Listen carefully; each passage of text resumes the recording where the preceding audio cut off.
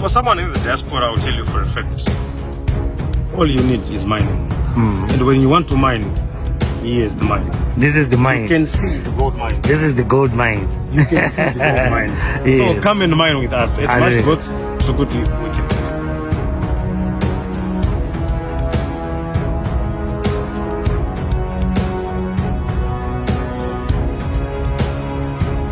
In Zimbabwe, we are going on the global market. Zimbabwe, I think we are looking at most we need about 3 million pure breeds in Zimbabwe. Zemabua goats, kutizons Zimbabwe goats.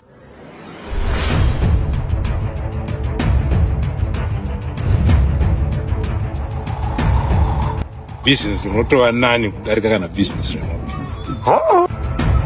Have you ever wondered why Boer goats are the talk of the farming world? In this video, we'll explore how these incredible animals are changing the game for farmers everywhere. Stick around to find out what makes Boer goats such a rewarding venture. It's not a matter of having 100 hectares for you to start this project.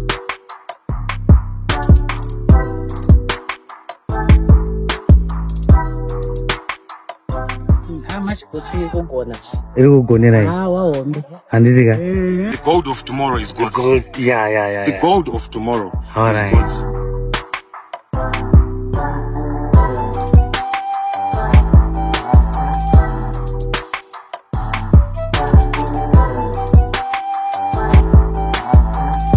No drugs, but as returning alright. Yes.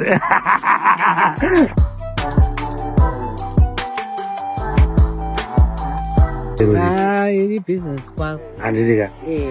from my business projection is there's a brighter future for me.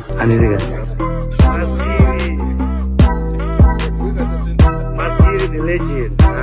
My projects are cool. Yeah, vasina land, vatambura land in Zimbabwe. To get rid of us.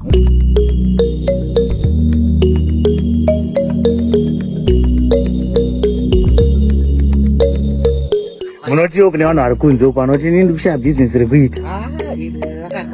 Rakanaka. Harina stress.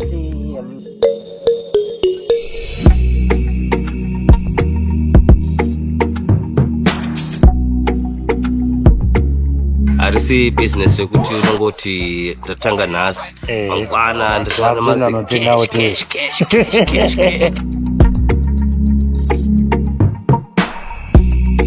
Right, so people of the internet, I'm now joined by the legend himself. Tate Guru. Yeah. Boy, I'm gonna say put that. Yes, this is it. Nice. What about Trugura? What is the number of put the report on hope. I just say, why is the Turam puts our ass to take up with our Saka Panam puts our 2 days ago. Saka doza kutenga vamwapa chimoi vamwapa kuruve vamwapa kumasvingo vamwe vachatikuzetu vamwapa but makatarisa chinezvi pakatozara vanhu vauya kuzotakura mbudzi dzavo saka sheti riripo vanhu vari kutenga mbudzi vachienda nadzo kwavanoenda nadzo. iri mupfudzi yakanaka. Wai dzangu dzinonzwa izira. Ndiri mufudzi yakanaka. So there's going to be a draw, so I'm going to make sure that I win this. Wait. So this is how I'm going to get my first Boer goat.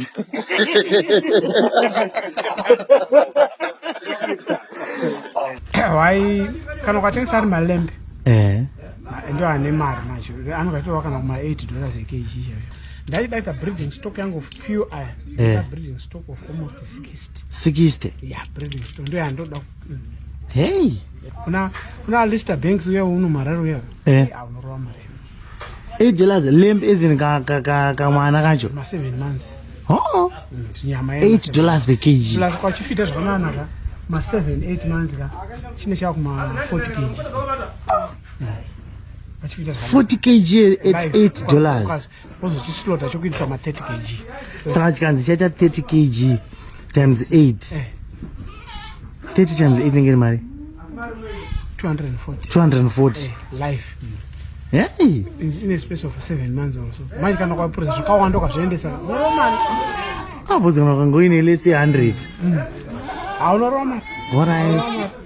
And in an ama 60 it's possible out at a time unongochitisa kana 50. Kana 30 40 unogona kuendesa.